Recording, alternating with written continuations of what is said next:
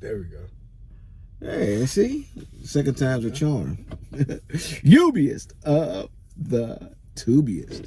Best YouTube subscribers on the planet. That's you. And I'm 50 plus. Been a little while since we've talked. But, what is it? I key. See that? It's been a little while since we made a video because, I don't make videos if the student on my truck doesn't want to make videos. I'm good with that. At the end of the day, the only reason why I do these things so you guys can have a witness a good experience, right? You ain't gonna witness a good experience if my student over there doing this. So I don't know. Maybe he might have the police chasing him. I don't know. I don't ask questions. They say, I say, hey, you wanna do a YouTube video? They go, no, my God. I'm like, okay, damn, all right, man. His ex-wife coming at him or something. I don't know. He may have a mafia. I don't know why he ain't want to know. But guess what? You ain't heard about that CR England guy? Oh, well, sorry, CR England. But I was looking at, but go ahead. I was looking into going to school for them guys. Just doing my research like I did with Melton. And a guy that was in the class doing their training program, the time he graduated, they put his name all in the system. Next thing you know, police was there. Arrested him. He had a warrant out. That was great. That's good. He's supposed to have one. He won't work there. But anyway, when my new student come back here, we're gonna sit down and we'll talk about it. I introduce you to my new student who obviously don't mind. He's camera friendly. Sometimes. Yeah. So, I like to do these introductory videos with my new students, and I like doing them because a lot of people have reservations about getting into this industry because they don't believe they can do it, or the industry that they're in is detached from trucking or something, or whatever reason. But everybody you get on this truck has a different story, a different history, a different background, and some people are inspired by your story and say, hey, hell, if he can do it, I can too. Oh yeah, that's true. So that's why I like to do this. So first off, where are you from? Roxborough, North Carolina. Small town. You know where North Carolina's at. Yeah. You never heard of Roxborough, probably. Yeah. It's a small pasture town. Oh yeah. Yeah. So, what'd you do before you came to Melton? Operate heavy equipment, dozers, excavators, front end loaders. Yeah. Yeah, that's big kid toys. Yeah, I was just gonna say that's a big boy's toys, man, and these things are too. It's what draws a lot of people to, a lot of guys to this industry, is they want to drive these big old muscle things around, and put, 70,000 pounds on the road and ride around, 80,000 pounds ride around, and then feel this truck pull all that heavy weight, man. It's great. It's an adrenaline rush. A lot of guys like to do that. So hey, and same thing. We go past a construction yard and you see all these big, huge. We deliver at Caterpillar. Okay. I won't do that. And man, let me tell you something. There's some equipment over there, man. I just want to take a picture. I don't have to drive. I just want to take a picture. There's huge things, and that's just the guy thing. Have you seen the D11s? I don't even know what that is. It's one of the biggest. I mean, they got bigger, but it's one of the bigger dozers. But most of the time, it's not a human operating those. Yeah. Those are remote. A human can operate it, but they have a remote control to operate it, basically. Yeah. See, the big boys' toys, right?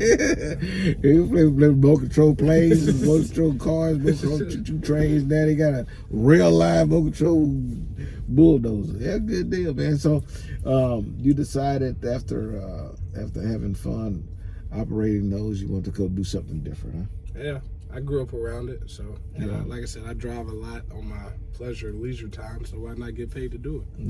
Yeah, and you came to the right place. You want to do flatbed, they pay is pretty doggone good, Hey, by the way, if you watching this right now decide you want to come do some rolling around, some flatbed with Melton, make sure you go down below. I'm gonna have a link down there. All you do is click that link, and it's gonna take you to a page that's gonna take just a brief amount of information from you, and then just hang loose, and somebody's gonna give you a call. They're gonna reach back out to you. I promise they're gonna call you. Yes, Fast. They gonna call you. You know, and that's a big thing. So and come to think about that, how was the recruiting? First off, what brought Melton up? How did you find Melton, anyways? Well, shout out to Ira. You may not see this video. Good friend of mine, owner operator. He gave me a list of companies. Melton was one of them. And out of the 3-4 companies he gave me, Melton called me back the fastest with good news. It won't just a whole bunch of talk, whole bunch of questions for no reason. They called me back. They kept it short and sweet and went straight to the process, and I was tired. Yeah. And so you went to obviously you went to CDL school, and did you contact Melton while in CDL school, or was it after you had already received your CDL? I had contacted them before my CDL school, trying to get some training quicker than my school. Okay. They let me know that I wasn't in Oklahoma, so it wasn't available to me, but they went on and ran my application. Maybe a week before I started school, I got a text and an email saying that my application was approved for I was welcome to the orientation program. And shoot, I finished school. My school was a month course. I finished school. That same weekend I left and was in Tulsa, Oklahoma, Sunday morning. So while you were attending CDL school, they gave you a preliminary hiring status type of thing. Yeah. Just a pre-hire. Yeah. None set in stone, but as long as I went through the hoops, it was gonna be good. Yeah. And you know, that being said, I'm gonna throw this in there, and I'm saying you didn't have this problem. I'm just saying that when you're ready to come, make sure you're ready to come. Okay, make sure you are ready to come. So this stuff, you make sure you got that done. Okay, make sure you that was months and months and months and months and months. How many months? Maybe 5 or 6. I don't know. You know, some of y'all smoke some pretty potent stuff. you know, calling me up talking about. Man, I ain't smoked weed in 4 months, and they still got it in my hair. I'm like, dude, I don't know what you were smoking, but make sure that yourself is clear before you show up to any trucking company to do a DOT drug test. Okay, you need to be all the way ready before you show up. Guarantee if 50 people show up to orientation on Monday morning, Tuesday morning, 10 of them 50 going home because they had dirty. I don't understand that. Now you have failed a DOT drug test that go on your clearinghouse deal, and good luck from that point on. So make sure you're ready when you come. You waste everybody's time, money, even yourself. You screwed yourself.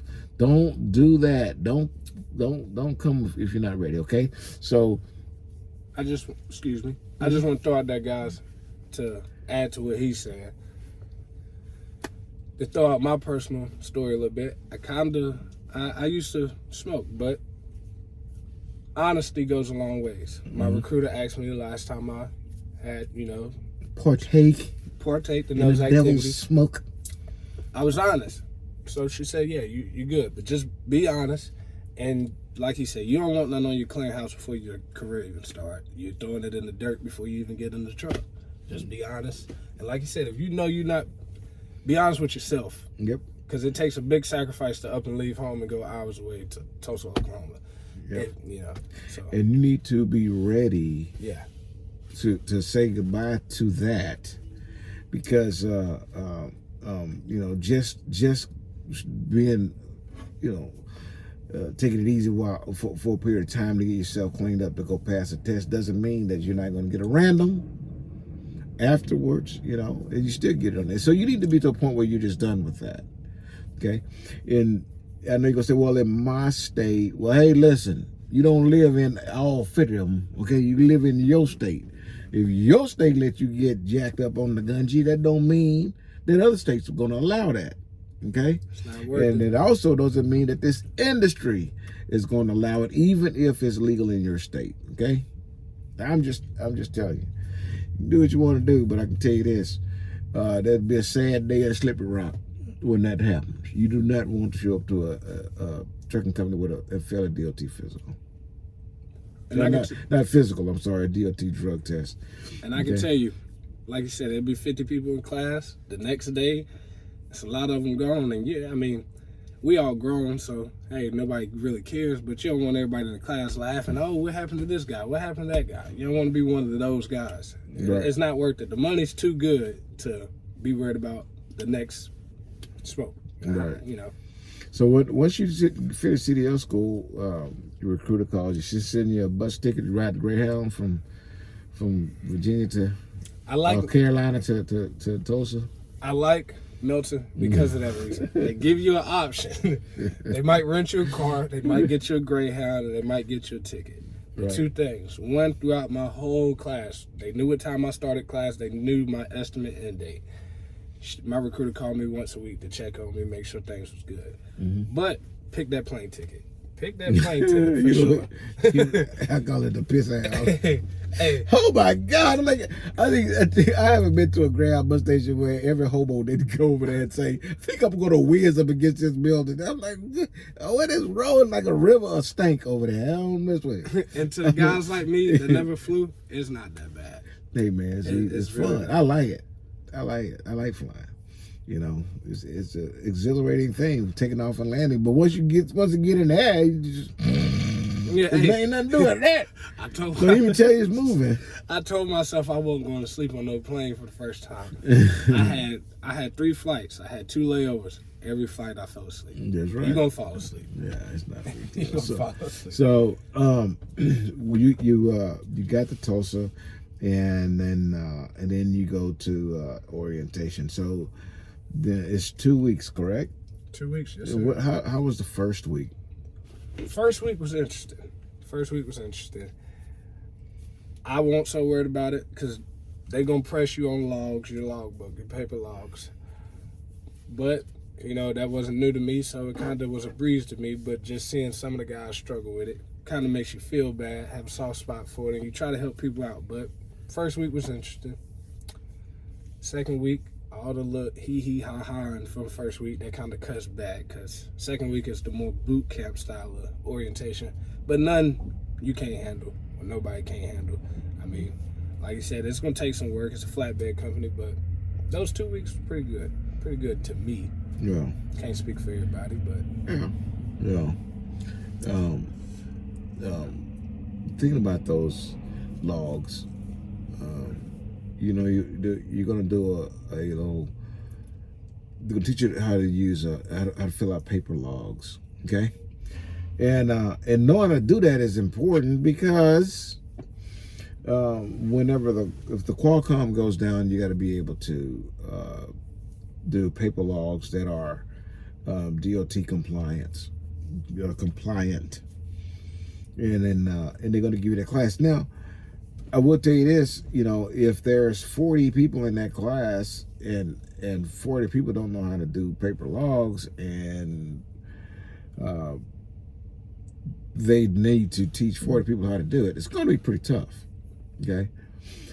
Biggest problem, and I'm telling you these things so I can help you, so you can be better prepared for that portion of the deal, is to watch videos on and then try to get a good grasp on how a DOT clock works. Your 8, your 11, your 14, and your 70s. Get a good understanding of what those clocks are. Because if you don't understand what those clocks are and what they do, it's going to be very difficult to grasp the concept of paper logs, because you just, that is what it is. You're moving the hand on those clocks. But if you don't know what the clocks are, what they're doing, and when they stop, when they go, when they reset, when they do all these other things, then you won't know how to move the hands on that clock in your on your paper logs, then that's what takes so much time for you to grasp the concept of logging on paper. Okay, so I think I may have some videos on that as well. If you want me to make a brand new one, I'll do that one for you as well, so we can talk about those clocks. But you need to get that down. So before you come, make sure your hair and stuff is clean. Make sure that happens. That's the main thing. Okay? Make sure you get that tape. And then prepare yourself, have a good grasp of what DOT clocks are. Okay? And then, polish up your attitude. Make sure you got a good attitude when you come. You're going to be all right. Oh, yeah. I can speak firsthand. And sometimes mine's not the best, but definitely. Yeah. Just take the time to learn to work with people and have patience. I don't do that very well. See what I'm saying? Yeah. Oh yeah, I love it. Yeah. But, and if you're like me, but yeah, but if you're like me, it's about how bad you want it. Yeah. If you want it, you'll find the ways to adapt and move along. And also, if you like me, coming fresh out of school, if you're still in school watching this, and some schools don't preach the logs like others do. Mine preached it, but if you're in one of those that don't, definitely ask your instructor, can they go over that with you? Because once you get here, it's just not a lot of time to babysit and hold hands. They throwing in a lot of information within 14 days. Yeah. Well, 12 days. Yeah, so you just gotta try to grab as much of free form information you can get. Again, if there's something I can do to help you out, let me know. See if we can make a video on it and kind of clarify some stuff. Okay. All right, 17 minutes. I think we've been going long enough. People tune out at about 5. Yeah, I was just about to say that. So we'll pick this stuff up in the next video. Till we see you again. Deliver Undistracted. And if you like dirt bikes and folders, One Wheel Key on YouTube. That's my personal channel. I'm gonna charge him $45 for that.